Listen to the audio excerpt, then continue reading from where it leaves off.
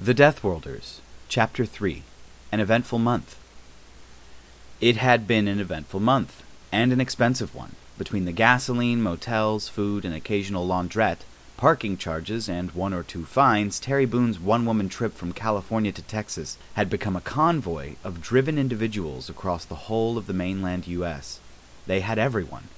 A harassed single mother who'd left her kids with their grandparents for the duration, an older couple in a Winnebago, 3 teenagers from New York, a Romani woman from Ohio, a quiet guy from Birmingham whose battered olive green windbreaker seemed to contain an infinite supply of cigarettes, a trucker who had been born in the UK, a construction worker from Florida, and even an Arizona state trooper. She felt like something of an outsider. Every night, no matter where they stopped, motel, parking lot, truck stop, wherever, the abductees always took some time to talk, to share their experience, and if Terry hadn't believed them before, the way their stories all corroborated one another soon dispelled any doubt. Hazel Naylor had turned out to be a better artist than Kevin Jenkins, and was busy providing the artwork for a dossier on alien life that he was compiling out of all of their accounts. It was already remarkably thick. It was also discomforting.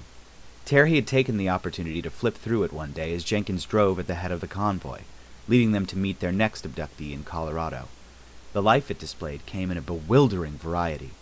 Small, skinny, large-eyed aliens with pointed ears who were clearly the inspiration for both the Roswell Greys and, she suspected, even older legends about elves. Tall, gangly, long-necked aliens which apparently came in 2 varieties, one with 4 legs and 2 arms, and one with 6 and 4. There were 3-eyed aliens, which one abductee had aptly named Cthulhu sheep, who walked on their long fingertips, and who apparently sounded like pigeons speaking Welsh. There were 3-fingered humanoids 3 times as tall as Homo sapiens, with huge ears the size of mixing bowls, who dripped with jewelry and lavish but scandalously revealing clothing. There were huge, brutish-looking humanoid ogres with 4 arms who apparently built wondrous cities from spun glass and polished stone, any one of which was beautiful enough to make a tourist weep. There was a species that would have seemed vaguely insectoid if not for the feathers, and who apparently acid-etched their tribal markings into the chitin of their foreheads. One life form, and Hazel insisted the depiction was accurate, looked like nothing more than a flat, meaty worm in a square and ponderous-looking robot suit. There were enormous shaggy-furred aliens with disproportionately small heads that looked like a cuttlefish with floppy bunny ears, aliens which looked like a bizarre cross between a reptile and an ant, the things that had attacked Vancouver, 7-eyed ugly monstrosities where you couldn't tell where the flesh ended and their cybernetics began. There were sketches of non-sophont alien life, too.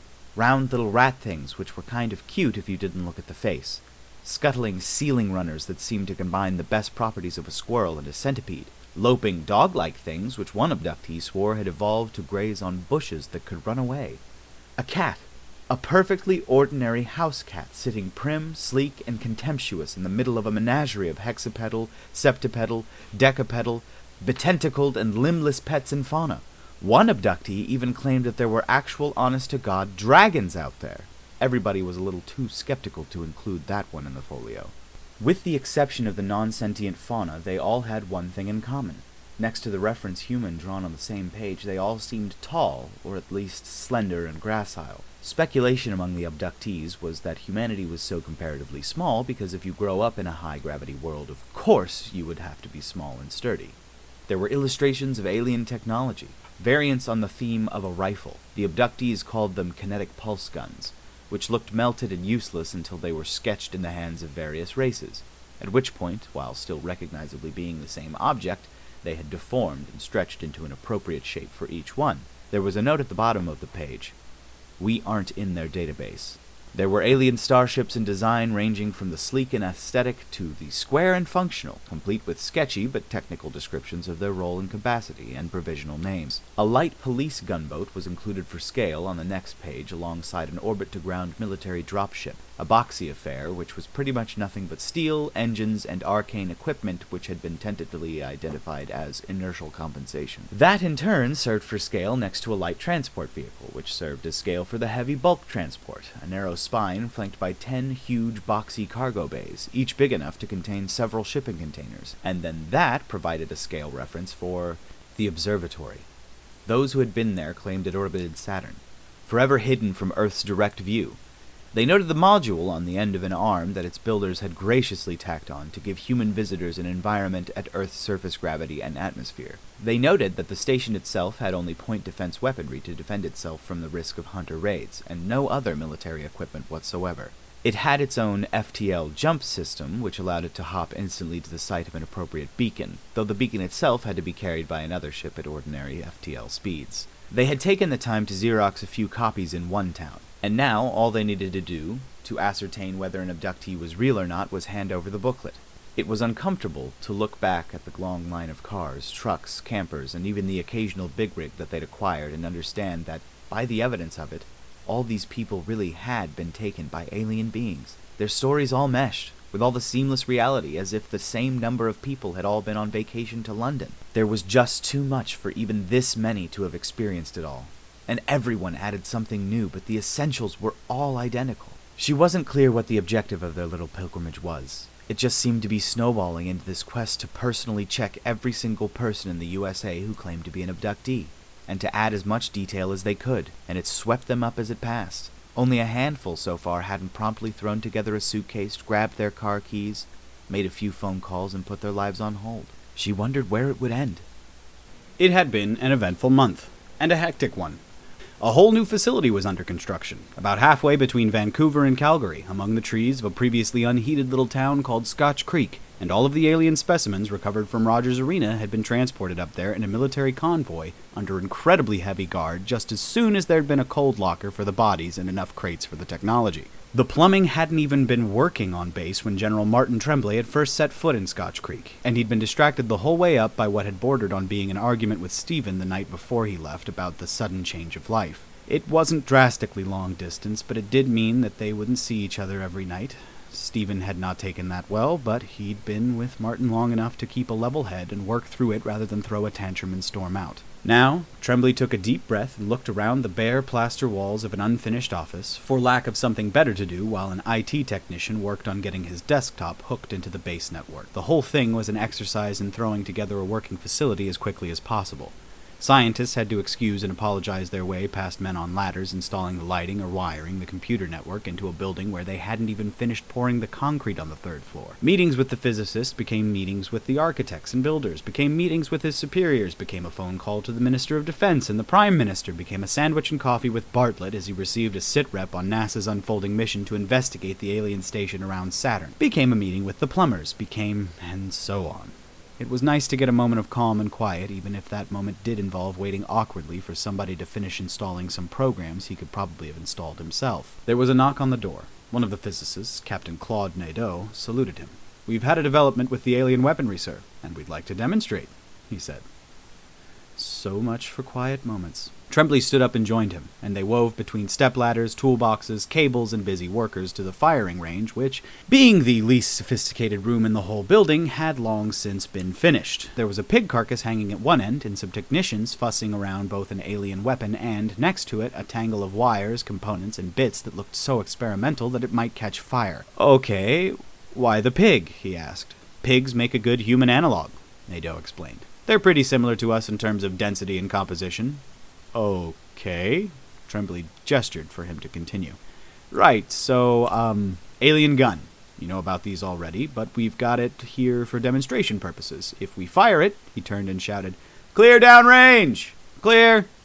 Nadeau nodded and then clicked on something on the laptop that had been wired into the gun. It discharged with its characteristic thwomp, and the pig jerked on its chains as if punched. Tremblay had seen it before, and it was equally unimpressive now. "Okay," he repeated. "And now we fire the prototype," Nadeau said.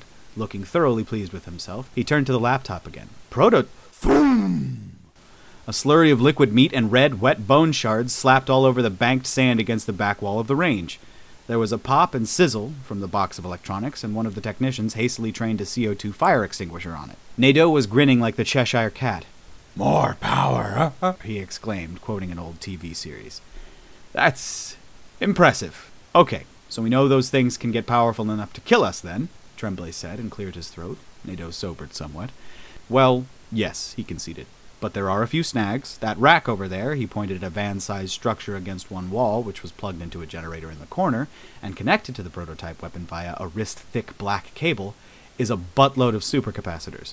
We're still working on reverse engineering the alien capacitors from the gun we took apart, and we think those are likely to be a couple of orders of magnitude more efficient per kilogram than ours. But even if we get the capacitors figured out, that's only half the job. Not enough power to feed them? Tremblay asked. That's the second snag, yeah. Try as we might, we haven't even begun to understand how the generators inside these guns work. We've built what we think are exact replicas, but when we try to turn them on, they either do nothing, melt, or explode. Once we've cracked those, the captain shrugged. But for now, it takes us half an hour on that, he indicated the generator in the corner, to charge up for a pulse that it even hurt. We had to charge it all night to prepare for this demonstration. If you ran that kind of voltage through me all night, I'd be dead, Tremblay pointed out. And there's snag 3.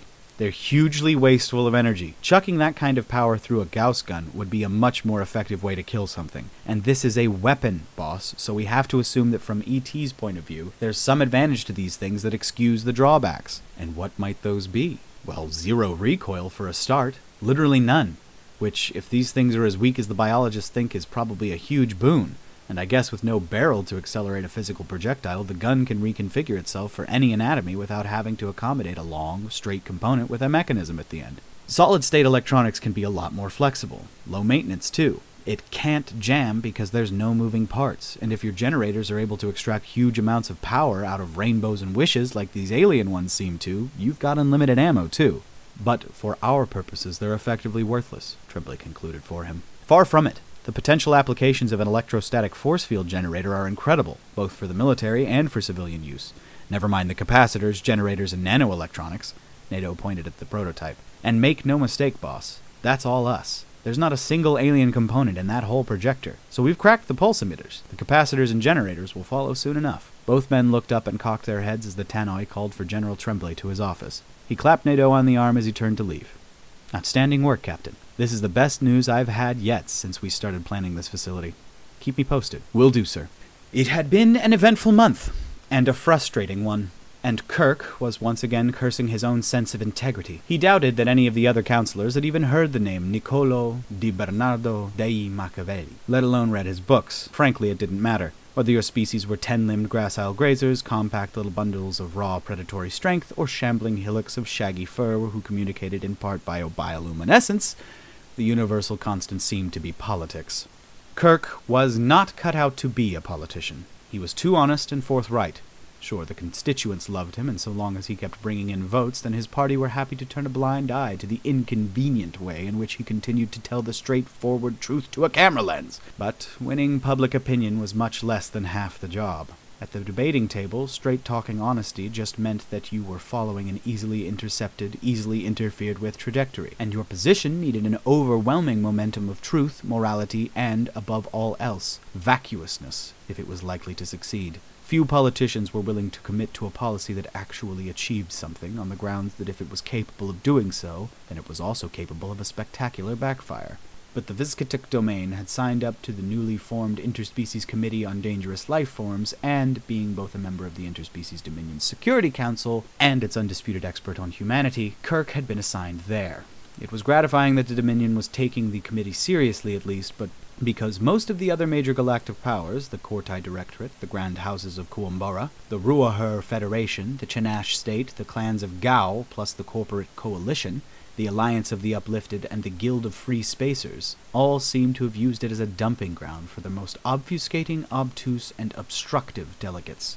Fortunately, the Govnorag Confederacy seemed to be taking the issue seriously as well, and Kirk therefore had a staunch and constant ally in Councillor Vedrig Nenuk, an old and constant friend, and a rather more shrewd operator. They formed a good cop, bad cop team at the table, with Kirk playing the firebrand, forthright bad cop, who bullied the committee with proposals that had actual substance, and Vedrig playing the good cop who wheedled, placated, and silver-tongued them into agreeing to do what they had, minutes before, been staunchly opposed to on principle. It was a potent combination, but slow-going, and Kirk was glad when the mediator program declared that the day's deliberations had come to an end. His head felt hot and densely packed from too many long hours listening to too many insufferable bores repeat too many variations of the exact same stance, which he could have summed up in a single word had he wanted. Caution. I beg your pardon, Counselor? Asked one of the station's janitor drones, programmed with a limited AI that would forever fall just short of actual independent thought, but had attained unfailing innocuous politeness. Kirk started at the query and raised his head. He had clearly dozed off and was now alone in the meeting room save for the custodial machines. Nothing. Where the hell are my aides? They judged that you desired some time alone, Counselor. Shall I summon them? No. No. He stood and stretched, rolling the long neck for which both the species of the domain were famed, and enjoying the feeling as the long, flexible sheath of cartilage that protected his spinal cord was massaged by the gentle motion. It took some time. Then he asked of the drone, which was playing a kinetic manipulation field across the carpet under the table, collecting fallen detritus, shed fur, and skin dust, "Does this station have an observation deck?" "It does, Counselor, though Counselor Vedrick Nenok has flagged that query with his personal recommendation that you might prefer the biodeck." "The biodeck?" Kirk repeated, having not heard of such a thing before. "The Counselor added it as an extension to his personal suite. Access is limited to only yourself and himself. Shall I program the elevator to take you there? I understand there will be fresh suk-suk leaves." "Yes, please."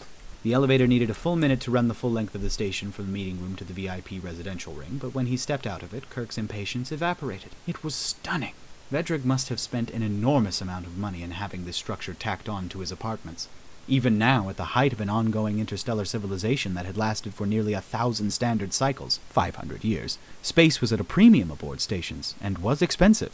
Nevertheless, Vedrick had acquired a substantial area and turned it into a garden here in space, with a geodesic shell that afforded a wonderful view of the stars, and shone tuned, simulated sunlight into each of the simulated biomes. The containment fields that kept the air and temperature from mingling between each one were barely visible scarlet sheets of iridescence in the air, and behind them was a little patch of soil crowded with plant life from several major planets. Kirk wandered entranced past a Nurug Vug Undrug Ev Drev Egg Nag Nug Num reef from Vedrick's own homeworld. The name translated literally as place where all life is welcome and thrives as one, harmoniously. Some of the plants fluoresced at him as he walked past, turning to capture a fraction of his body heat.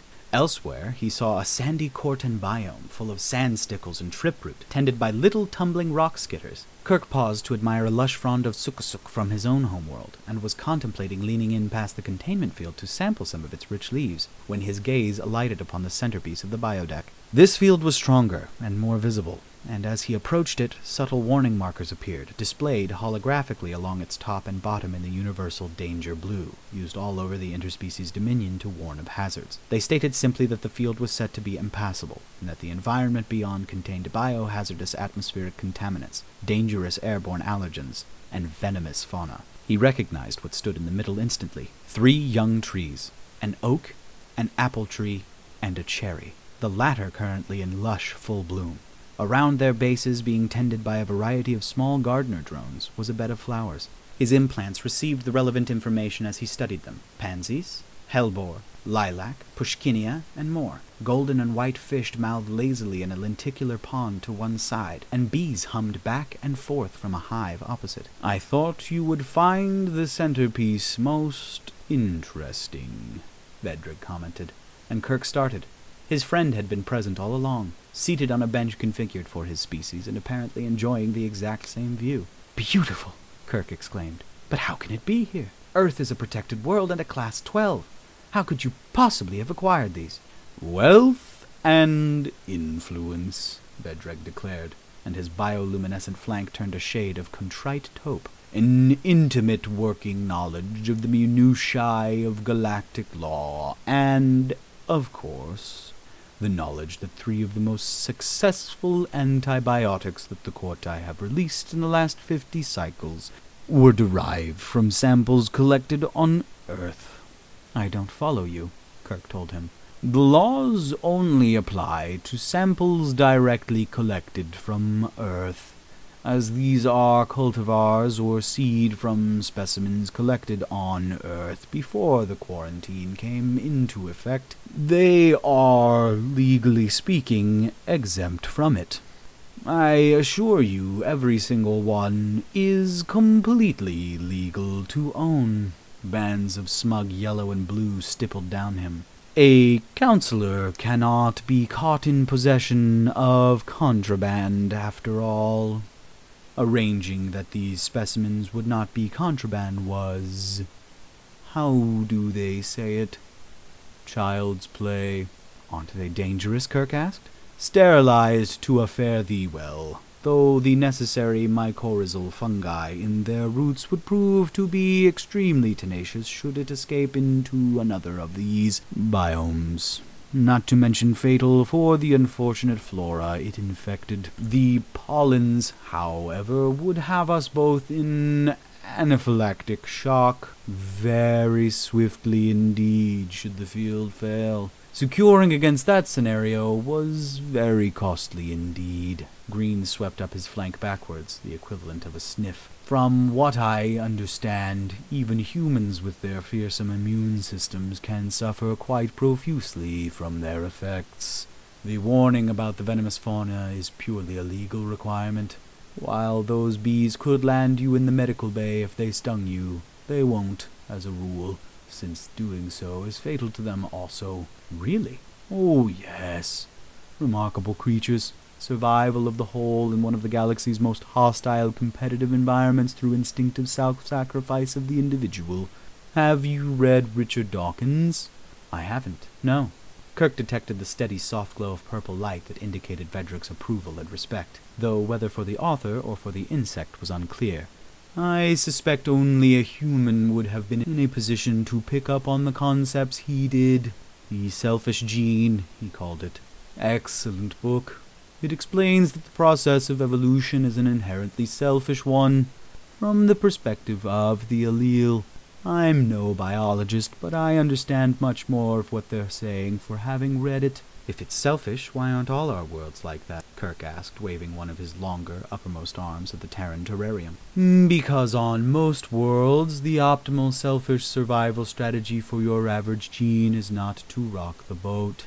Life enters a reciprocal, interconnected harmony and stays there, changing only slowly, if at all. But life on Earth has too many factors outside of the food chain stirring things up. Asteroid strikes, storms, intense seasons, climate shifts, tectonic activity.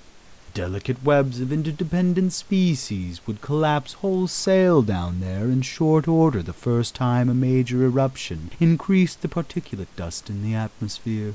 Only the aggressive survive.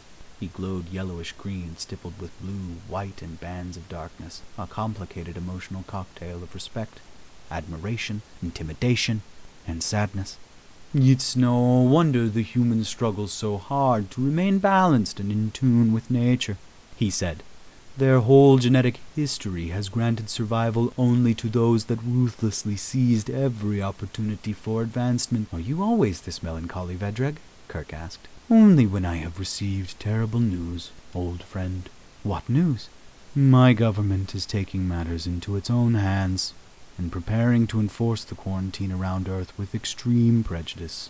Kirk stood still, processing this. Finally, speaking delicately, he asked, Could you please define extreme prejudice? Vedric's stripes were completely inert, showing no color at all, not even a neutral paleness, a sign of deepest sorrow and regret. He handed over an info pad. As of right now, a fleet of warships is en route to Sol. Their objective is to deploy an experimental device. A weapon? Kirk couldn't believe it. He began scanning the files as Vedrig replied. Mercifully, no. Panicked, herd beasts though they are, my people are not genocidal. No, this device will simply erect a containment barrier around the entire system, powered by a fraction of Sol's own radiation. It will last for several million cycles. His flanks became a line of dark, angry green for just a moment, before shading to blue. Bitter amusement. No, we are not genocidal, but it seems we are happy apartheidists. For the simple crime of evolving on the wrong world, the Govnorag of Vendragon Confederacy has sentenced the species Homo sapiens to indefinite incarceration. Effective when? Vedrig sighed, one of the few emotional vocalizations his species had available to them. Effective, my dear Kirk, as of 20 minutes ago.